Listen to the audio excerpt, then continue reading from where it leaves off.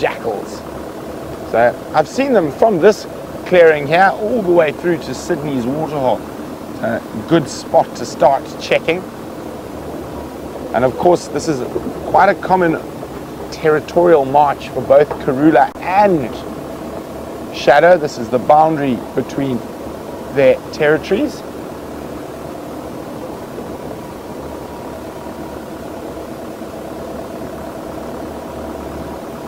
Now we continue to search along the boundary of Shadow and Karula's territories.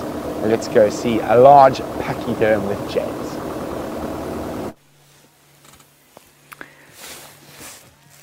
I'm not a large pachyderm, everybody. I'm not even a small pachyderm, but let's go ahead. There are a couple in here. There was a young one over there. He wasn't very large either, but at least he was a pachyderm, and he was shouting at us, very cross. He's a little fellow. There he is. Oh, shame, he's a little bit nervous. Let's just stop here and let him get comfortable. And of course, they will get slightly more nervous as the sun, well, as the light starts to fade. There's another fairly large cow next to us. She's there. That's her there, Vian. That one. See?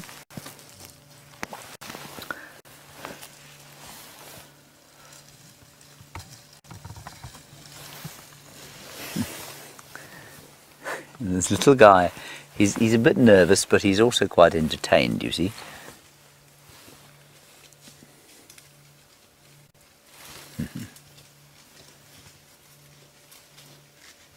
There's quite a big herd around us, probably about, I don't know, maybe 10 to 15 animals. Let's just watch this cow and see how she's picking up the last bits of green grass underneath this dead tree. She seems to be pretty comfortable with us. She's only about 15 meters away, 50 feet. And she's just, you'll find this a lot. The elephants find these sort of pushed over trees that they've pushed over. Not necessarily her, but another of her kind. And under them grow sort of greenish plants that like to grow in the shade. And then they go and pick those out. So, you know, I think often we collect firewood sort of indiscriminately in the bush quite often, and it's a habitat not only for scorpions and termites and wood-boring beetles, but also for vegetation. That's obviously a very important food source for elephants. Let's keep an eye out what's going on behind us. There's a small one, quite a small one. Coming just from behind us, a young bull. Oh, there's a whole lot. Ooh, she's not small at all. Just stay on.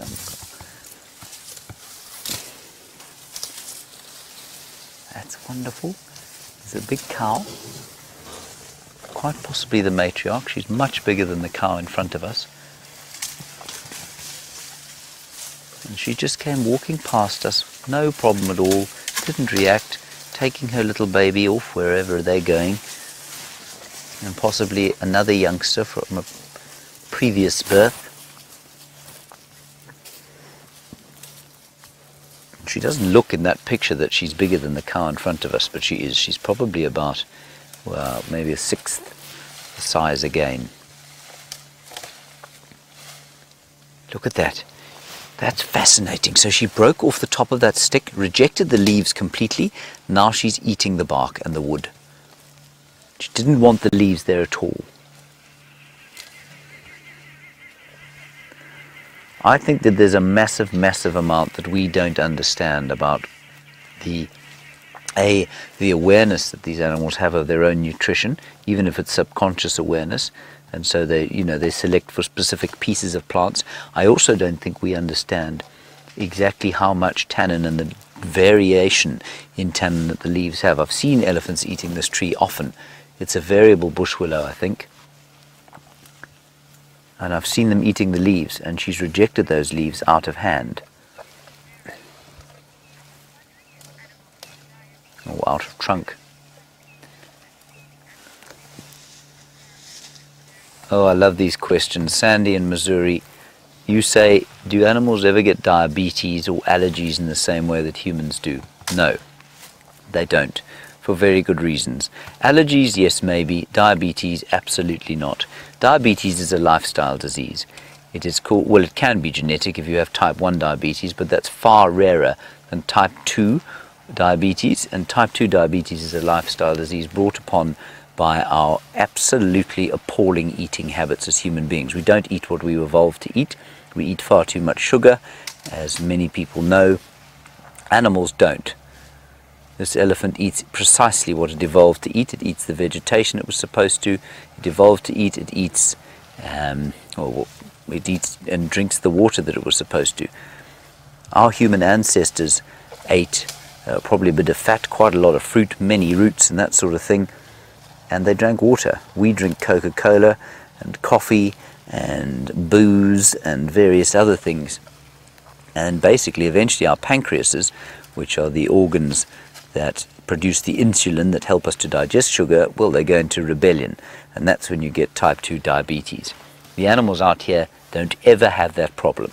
That's why you don't see fat animals out here, because they just don't eat what they're not supposed to, because they can't.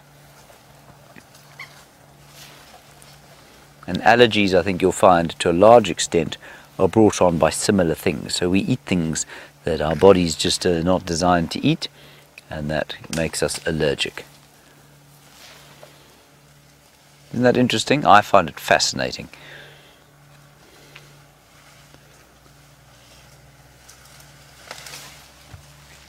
This is fantastic news. Brent has managed to find those jackals again. Brilliant stuff.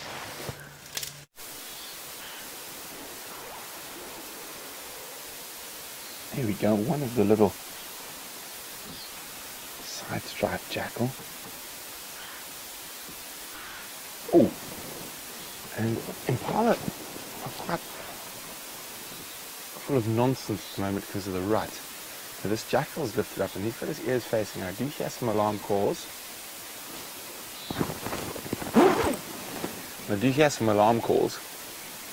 And he's picked up his head, or she's picked up her head. I'm not sure it's male or female. And he's worth having a look. The jackal's interested enough to pick its ears up. I think maybe we should as well. Let's try it. Sorry, this is as you know, it's a pangama plan is what we have done here. So our spotlight. I'm just going to try to balance one light on the jackal. Or I'll try to use the other light to see if there's anything. Oh. There we go. I can hear impala horns locking. So it's not what we thought it was. It's impala males fighting. And head down. Now, Brian and I actually saw one of these jackal get killed by a leopard over a year ago now. Wow. A long time ago. Just below Quarantine.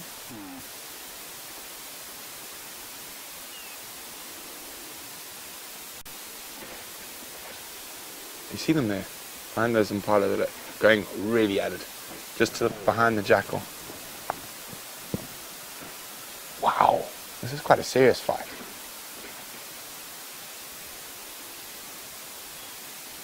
Have you got enough light there?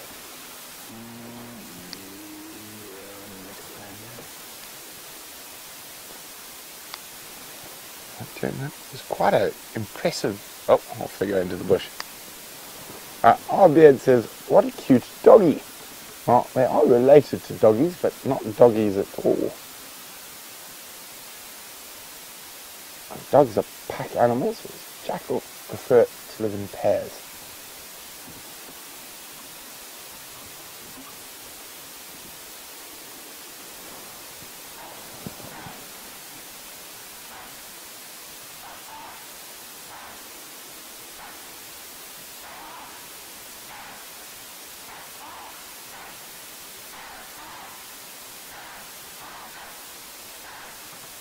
Sorry, I'm just listening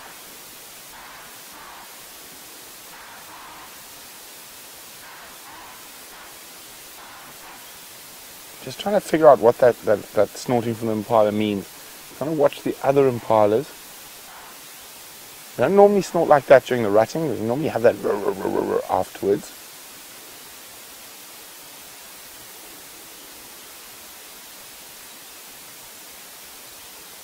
Might be worth our while just going to go have a look around the corner there. So, Aaron in New Zealand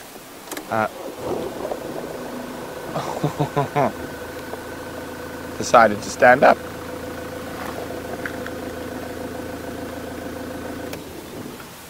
Oh, stretch the back. And back to sleep. Well, yeah, that was beautiful while it did stretch its back. So Aaron was wondering why side-striped jackals are more omnivorous than the other jackal species. And it's because they fill an ecological niche. So they don't have to compete with black-backed jackal or golden jackal. And they live in an area where there's not as much sort of carrion and meat-based food available. And now that's further north in their range in the Miombo woodlands of Central Africa.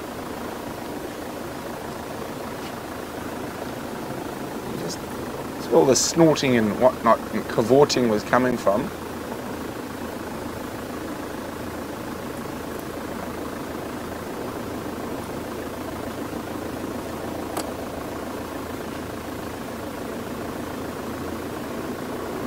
You got to be very careful with impala snorting at this time of the year, and quite often it's nothing more than the boys showing off.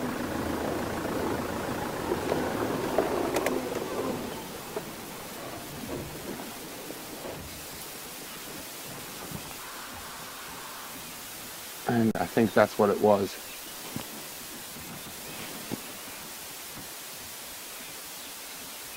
Nothing more than the boys showing off, unfortunately.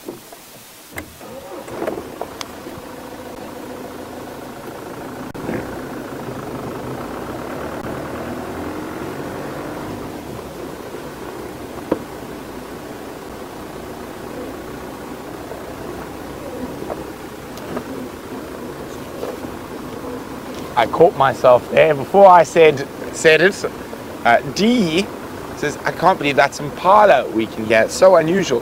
For most of the year, you're absolutely correct. Very, very unusual.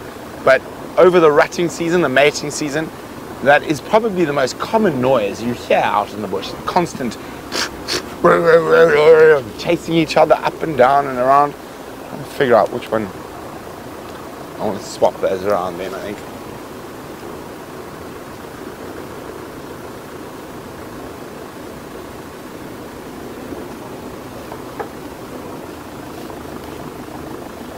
Oh, not quite the normal plethora of lights you get on our normal vehicles here.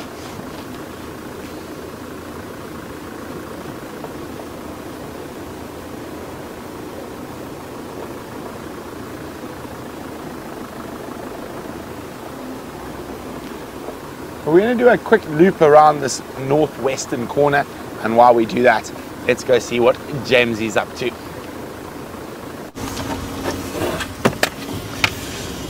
James is trying to get his spotlight out, and he has retrieved it. You see anything, Liam? Yes. What? You. Oh. Bat. Don't worry, we won't try and film the bat, everyone. We are on the southern boundary. The reason we seem to be driving through a cloud is that we are driving through a cloud of dust set up by 7 vehicles that went skedaddling along this road at a great speed. Not sure where they're going. Must be to either Chitwa, Cheetah Plains or Nkoro.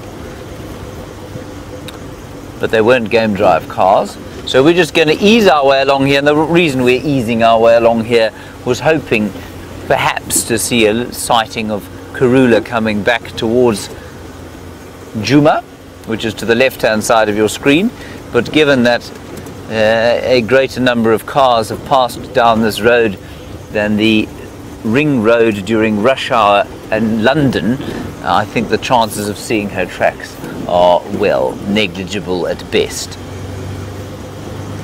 So we'll turn up Twin Dams Road, have a look at the progress of the excavations there, and then we'll move up towards the centre of the reserve and see if maybe Tingana hasn't popped across to patrol his territory. There are some terrified looking impala. Now remember, we had that discussion earlier on about whether antelope get stunned by lights. They do, and so I've killed the lights. They just look a little bit like they might be alarmed by something other than us, so let's just stop and listen. Hello? Have you seen anything with claws and teeth? No. Not.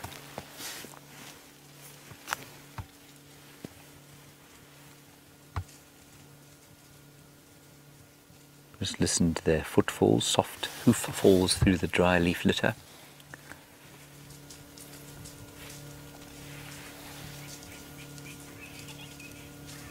And the last franklin's calling in the distance. Who'd be an impala at this time of the day? I tell you what, every night they must be in a constant state of abject terror. Are you glad you're not an impala, Vian? Yes.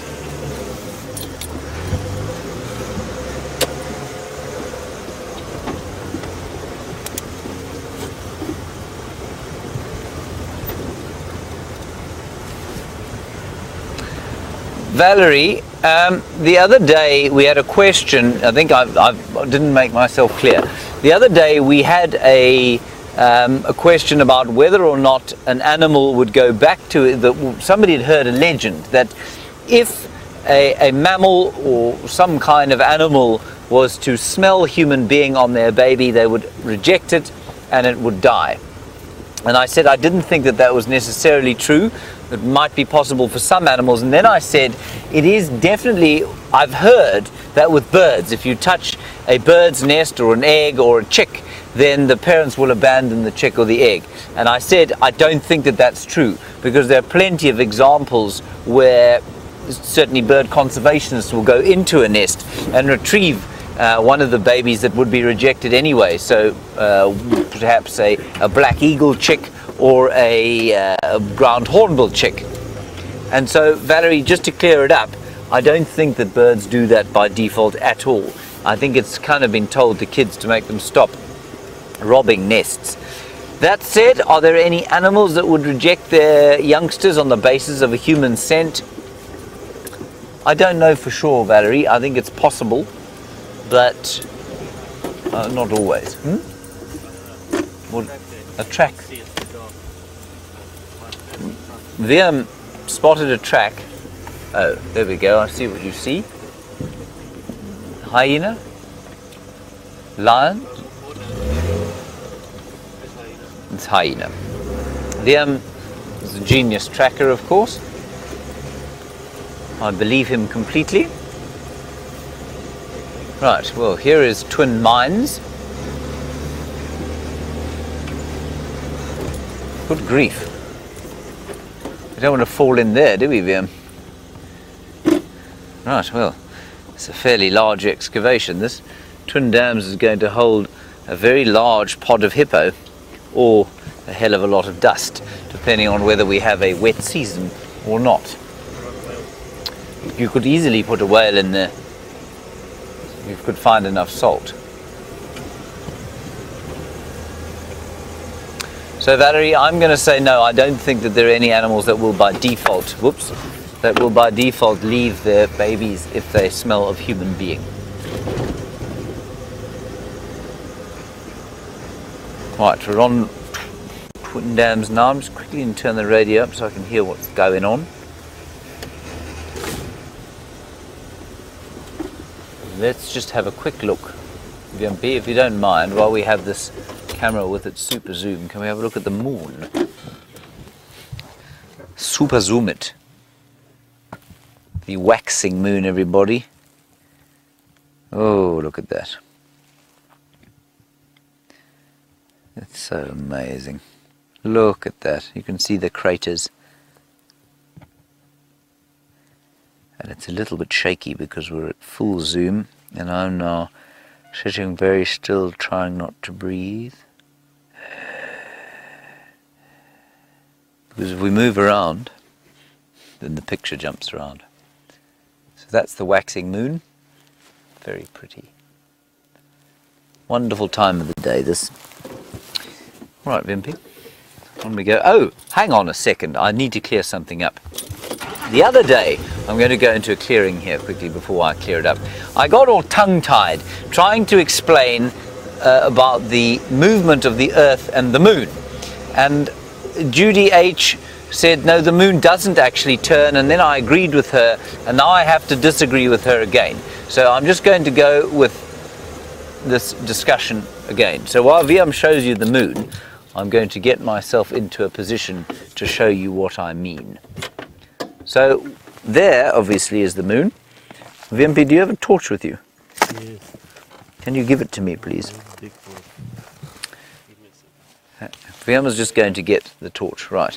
Now, the Moon, of course, we know has a 28-day cycle. We also know that we only see one side of the Moon. We do not see the back end of the Moon there. That's where all the googlies live. Now, for that to happen, the Moon has to have an orbit around its own axis of 28 days, in the same way that we have or in fact I'm going to use I don't need the torch, I'll use the vehicle light. In the same way that the Moon moves around the Earth in 28 days, so it spins on its own axis in 28 days. And I'll show you why that is essential. If we are seeing the same side of the Moon all the time, this is what must happen, okay? Let's pretend that that light shining on my face, okay, is our eyes. The front of the vehicle is our eyes looking towards the Moon, and I'm the Moon.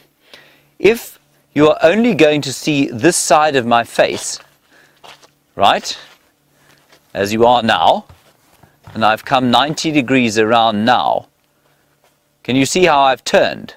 If I had not spun on my own axis, this is what would have happened. I'd be facing this way. And by the time I got round here, you would see the dark side of the Moon, aka my bubble bottom. You see what I mean? So by the time the Moon goes all the way around the Earth, it must have turned on its own axis. So it turns on its own axis in 28 days in the same way that it goes around the Earth in 28 days. I got so tongue-tied and so confused trying to explain that the other day, I had to confirm it all again to myself, and now I'm satisfied that I have it correct. Viam, are you satisfied that I have it correct? Sorry, I wasn't listening. You weren't listening, I see. Right, well, you won't get any supper tonight. Okay, let me plug back in. What a relief. On we go.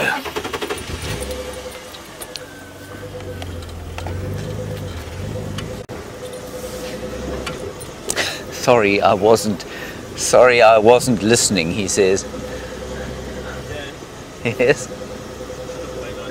Oh, switch on the main lights. Yes, of course, I'll switch them on. There was a dark hole in front of the car. Thank you, Viam.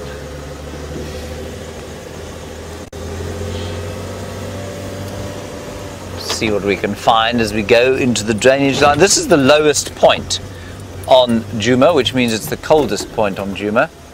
Diker through there, sorry. Thought it might be something nocturnal.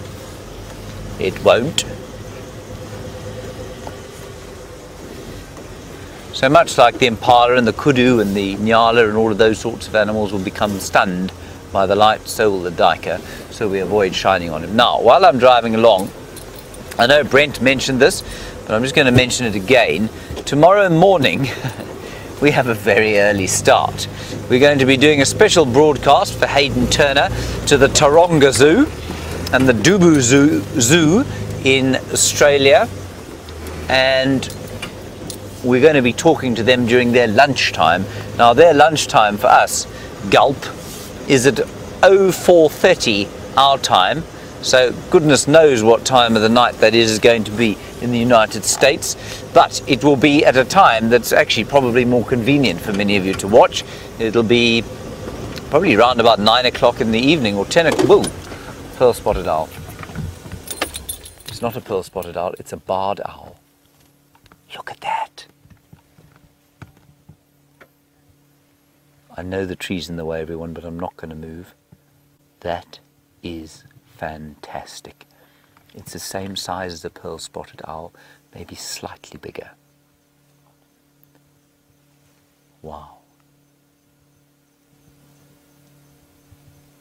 Isn't that fantastic?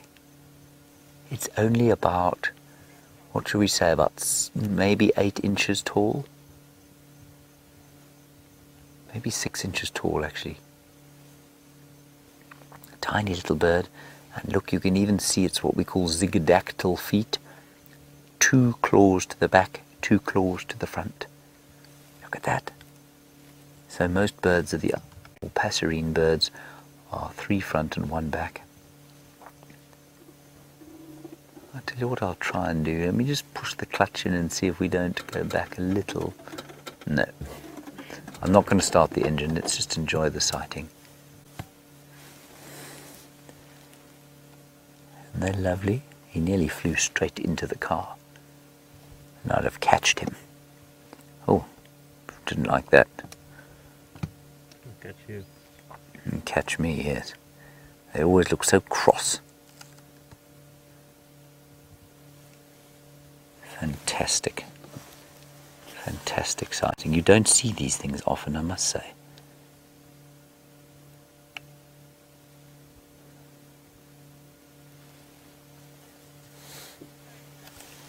I'm just quickly going to open up his page on my bird app.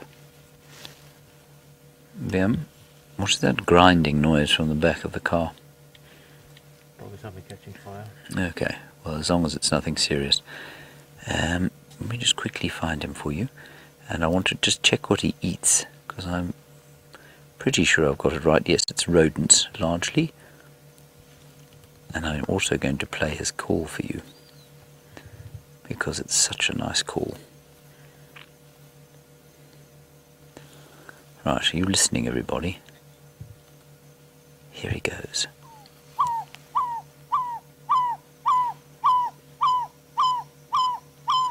I'm not going to play more than that. Oh, he's still there, because I don't want him to be affected by it. But anyway, that's what he is. He eats largely rodents and that sort of thing. Isn't that amazing? Tiny little owl, only about that big. Fantastic. Yay! Sally in Oregon. I nearly called you Sarragan by mistake. I got your name and your town into one word. Sally in Oregon, you say number 79 for your bird list. Brilliant. And your personal favourite. He's a good one to have as a favourite, I think. Some magnificent yellow eyes. Lovely voice he's got.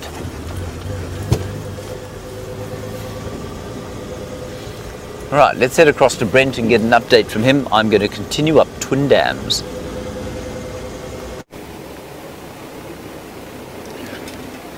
Hello again. Brian and I have decided to meander towards the Gallagher Pan at the hope that something extra special has popped in for a little drink. And at the moment you'll notice I'm so beautifully lit, and that's because Brian's long arm is holding a torch. Here we go.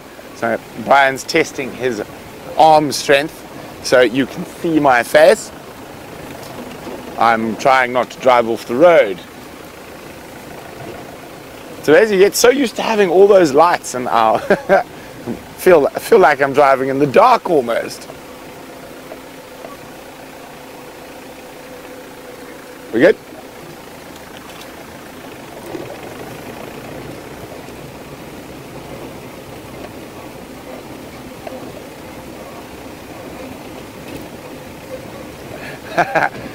Cecilia says my sows are coming in a little slower, but I'm up to 793. Cecilia, I think you're lying. I think maybe 63, but 793? That's a lot of sows.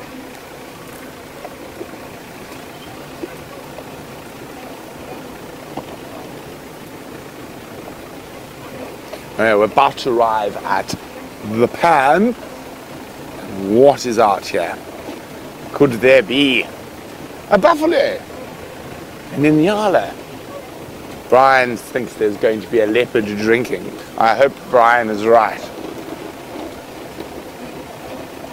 There's a buffalo and an elephant. And we're not going to shine the light on them too long. Unfortunately, no. The elephant's disappearing there, and the buffalo is just arriving. Unfortunately, no leopard.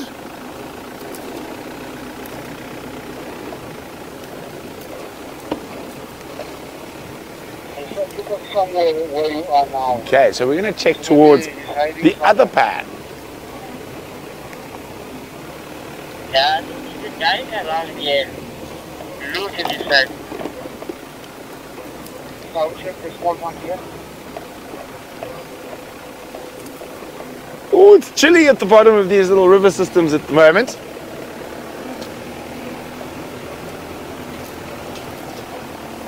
Brian was saying he needs to cut a branch.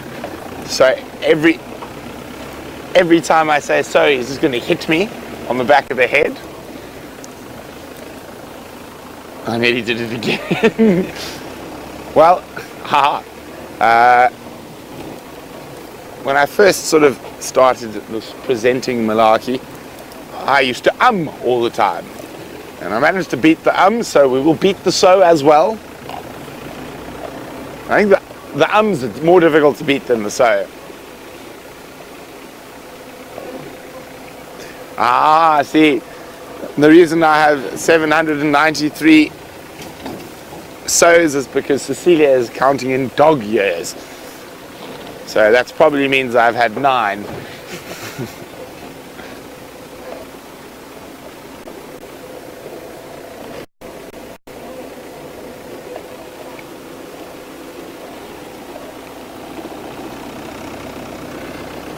So nothing in the bottom of that little river system, but James has a nocturnal bird to show you. Come back. You just caught an insect. There, everybody, is a very beautiful piece of road that unfortunately had a fiery neck nightjar in it. And what was so nice about the sighting, which you are now not going to see, was that the fiery neck nightjar, when it turned its head, it had bright red on the back of the neck. And I've never realized why it was called fiery neck before this very moment. Oh well, here it is. Let's carry on. We did see a kill, yes, it ate an insect and then flew off. I think it heard Kirsten saying you're live and it decided it didn't really want to be part of that, so it departed.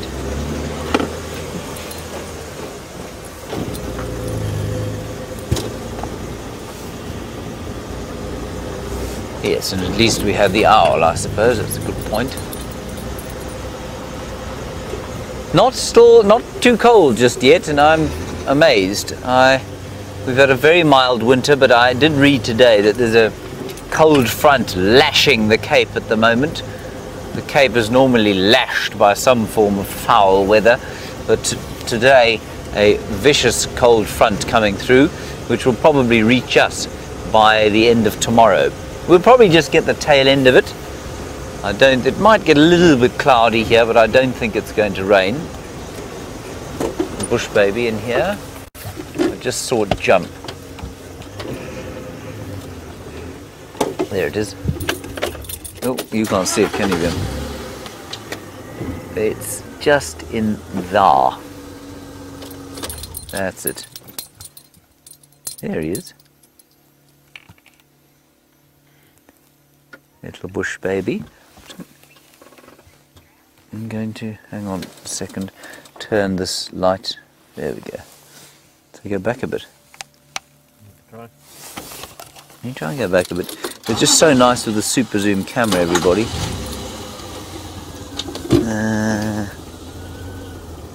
There we go. I'll put some more light on him. There we go. Beautiful. I think that's another one calling. You hear that, Vim? I do. I think that's another one calling. They're normally silent. In fact, I've so seldom heard that noise. I'm pretty sure that's what it is, and I think it's alarm calling at something. Yeah, I think that's a bush baby alarm call, and I think that's why this one's looking that way and it's not moving. Let me just, we're going to go forward, just see if we can't see what it's shouting at.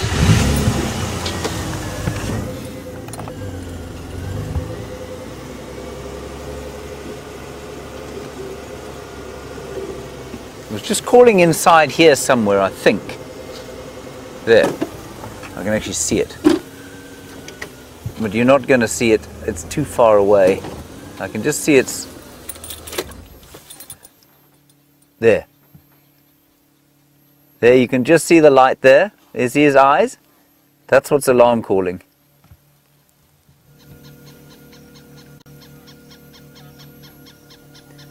I don't know what he's shouting at. Let's go a little bit further forward. Maybe we'll find a leopard lying on the ground below. Could easily be a genet or a civet or a snake. But I don't see anything in here now. So one more little listen. Look up the road. But I can't hear anything. That's why I can't see anything, I can hear. You hear it going? Anyway, nice way to end our drive. Right, remember tomorrow everybody, 04:30 beginning till 07:30, whereupon we'll all go back to bed. Thank you, VM, for your efforts today. Brent says a fond farewell to you. He is with Brian, of course, on the Mahindra, and from the final control. Oh yes, and from the final control, Kirsten says goodbye, as does Chelsea and Jerry. And of course, tomorrow we have a new cameraman with us, Mr. Gert, a very substantial fellow from Hoedspruit. A big thanks to all of you for your questions and comments. We'll see you in the morning at 04:30. Bye-bye.